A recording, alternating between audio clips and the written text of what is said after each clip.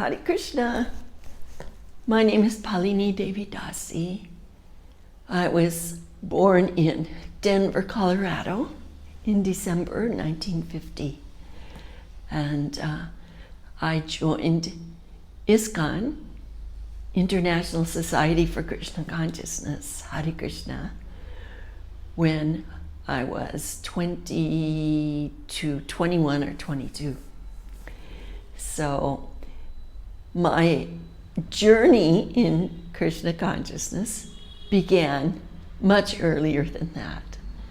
When I was about 8 years old in elementary school, in a Catholic school, our teacher got sick one time and she had to stay home. So the school called a substitute teacher who was a young lady.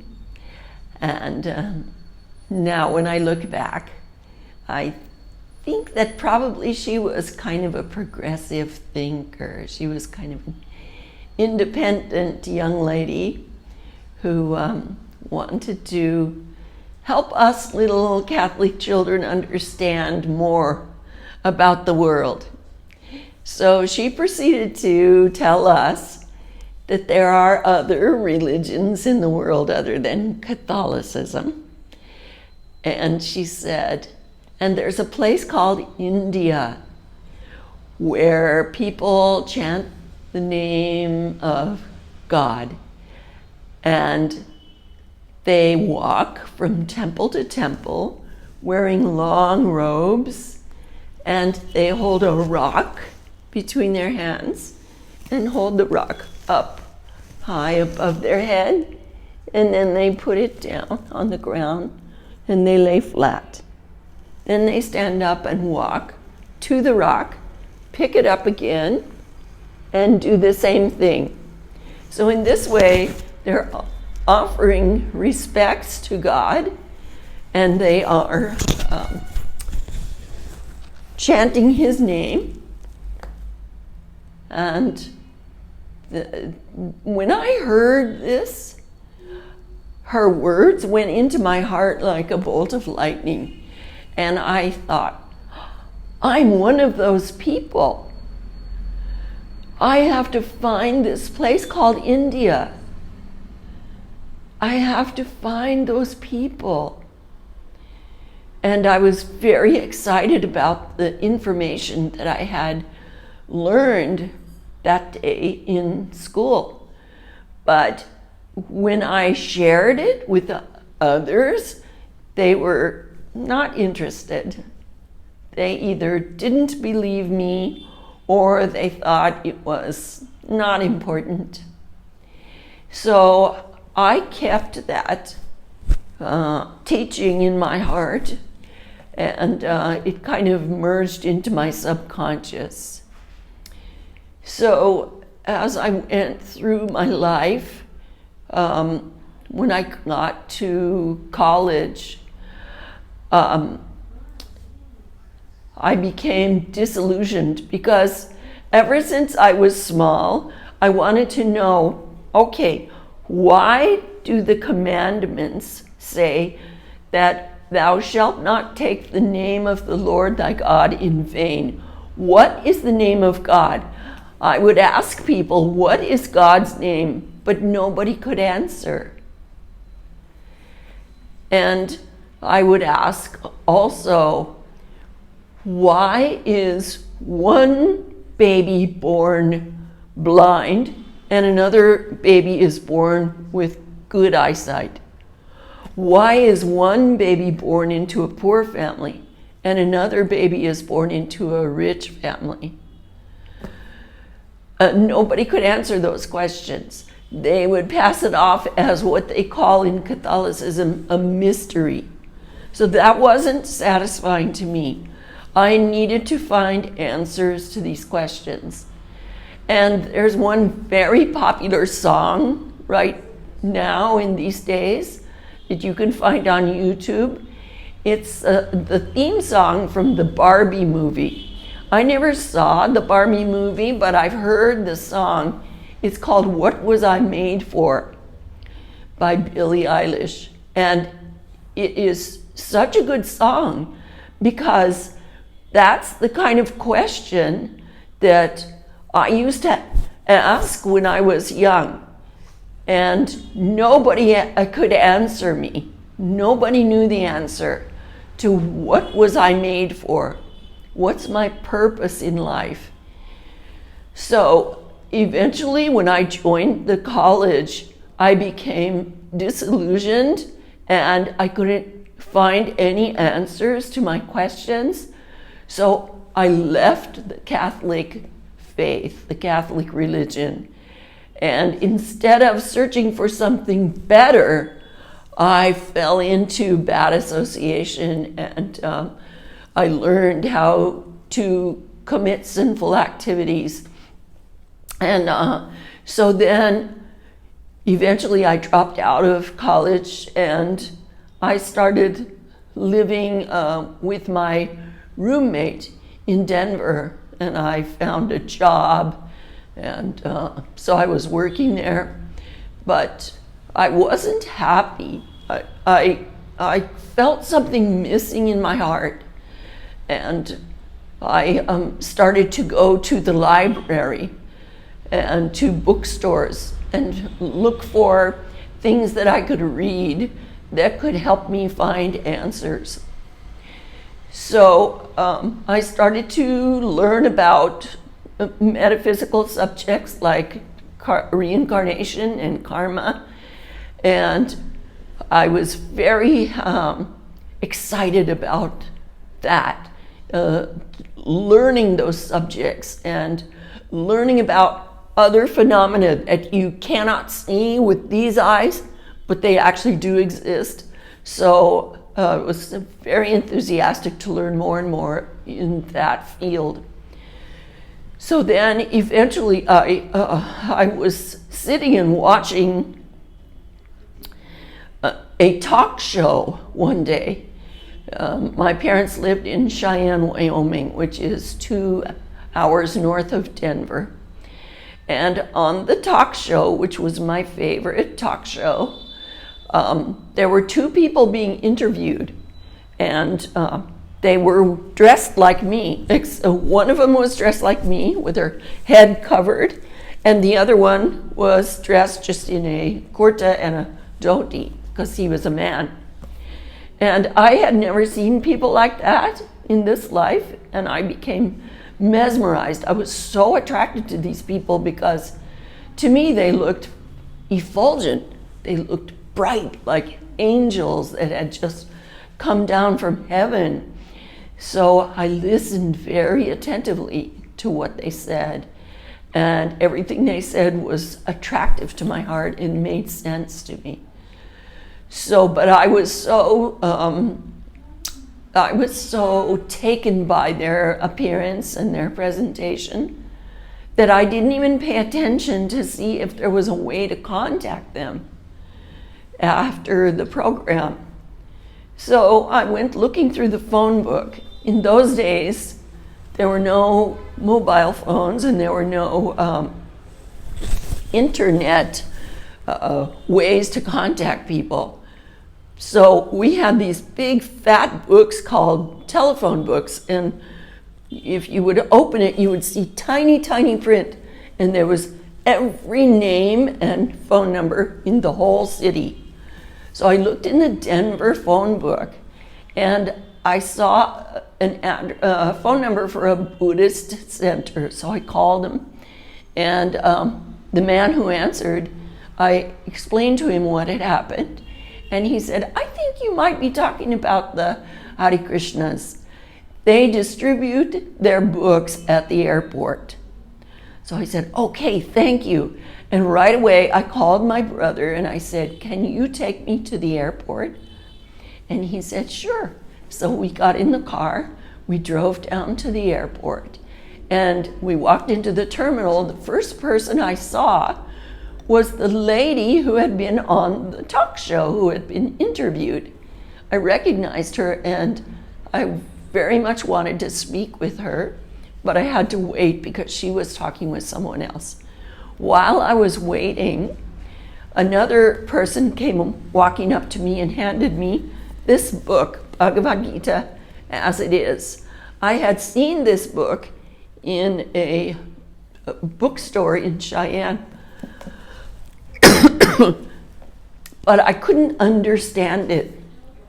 So he opened it for me and he started reading the verses to me and explaining some things. And then he said, we don't sell these books, but we appreciate a donation. So I said, oh no, I was told that you distribute your books in the airport, but I was not warned to bring money. So I reached in my pockets, I was wearing jeans, and I asked my brother, do you have any money? And he reached in his pockets, and together we came up with $2.38. That is a very small amount of money. But whatever we had, we gave to the man who had put the book in my hands. And then he said, well, I can't give you this book, but I can give you this book. So he gave me a beautiful paperback book that looked so intriguing to me. I couldn't wait to read it. So we thanked the devotees, and then we got in the car and drove home 2 hours to Cheyenne. And I read that book cover to cover, and in the process of reading that book, I had so many questions answered. I felt so grateful that I bowed down on the floor, which nobody in America used to do. Now there are so many people who do it. But in those days, I had never seen anyone bow down on the floor. But I did that instinctively. And I said, thank you, God, for teaching me about you.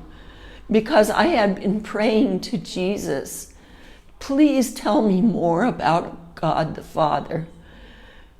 When we were young in Catholic school, we would attend catechism class, and we learned that we are supposed to love God with our whole heart, our whole soul, our whole mind. And I was fine with that idea. I wanted to love God. But how can you love God if you don't know anything about him? So I wanted to know more about God, and I felt very satisfied that I had found an avenue to learn more about God. So I was very, very grateful about that. So in the book, the teaching was there about mantra meditation, and I immediately took it up. I wanted to learn how to do this mantra meditation where we chant the names of God. Hare Krishna, Krishna Krishna, Hare Hare, Hare Rama, Rama Rama, Hare Hare. And as soon as I started chanting like that, I started feeling happy. And also another thing that I learned when reading that my book that I bought at the airport was how we can practically serve God. And this is one of the most attractive things that I have learned and applied in my life. That is that whatever you already do, as long as it's not sinful activities, if it's just normal, honest work, then you should continue doing that, but you should change your consciousness to always think about God or Krishna. And whatever you do, whatever you say, whatever you think, and whatever you perceive, you should offer as a loving sacrifice for the pleasure of God. So I really, really like that and appreciate that so much. It's very practical, and I try to remember that at every moment during every day of my life. So Srila Prabhupada was the person who wrote, he didn't actually compose the Bhagavad Gita, but he translated it into English. This is called Bhagavad Gita as it is, because there are so many translations and versions of Bhagavad Gita, but he was not satisfied because he wasn't seeing people benefiting from reading Bhagavad Gita. So he decided to produce an English volume that told the information just as Lord Krishna had given it 5,000 years ago to Arjuna. So because he labored to produce a Bhagavad Gita that was true to Krishna's teachings, there are now millions of devotees of Krishna all over the world that weren't devotees before they read Prabhupada's books. So we are very fortunate to have these books now on the planet, and I humbly request all of you, if you do not have Bhagavad Gita as it is in your possession, in your home yet, please get a copy of this Bhagavad Gita as it is. Please study it. Find some one or some group that you can study with, because Chanakya Pandit, he said that learning should take place between two people together. So if you have a study partner, someone that you can study with, you will learn much more, and you would learn much more quickly and retain it longer. And also, when we learn Bhagavad Gita, we should share it with others. There's one particular chapter in Bhagavad Gita that I especially like. It's chapter 4, because chapter 4 teaches us how to work. There are different kinds of work within human society, different levels of work, and different reasons for work. People have different reasons for why they work. So in the 4th chapter, Lord Krishna explains that we should do our work without attachment to the results, but at the same time offer the results to Lord Krishna. Now, Krishna is not saying this out of ego or pride. He's saying it as a matter of fact, because he is the original person. We are all part and parcel of him, and we are meant to serve him. So he's giving us in the 4th chapter, in fact, all throughout the Bhagavad Gita, he's giving us teachings that will help us live our life simply, peacefully, and happily in this world.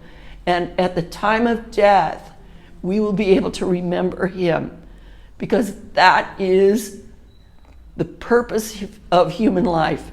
What was I made for?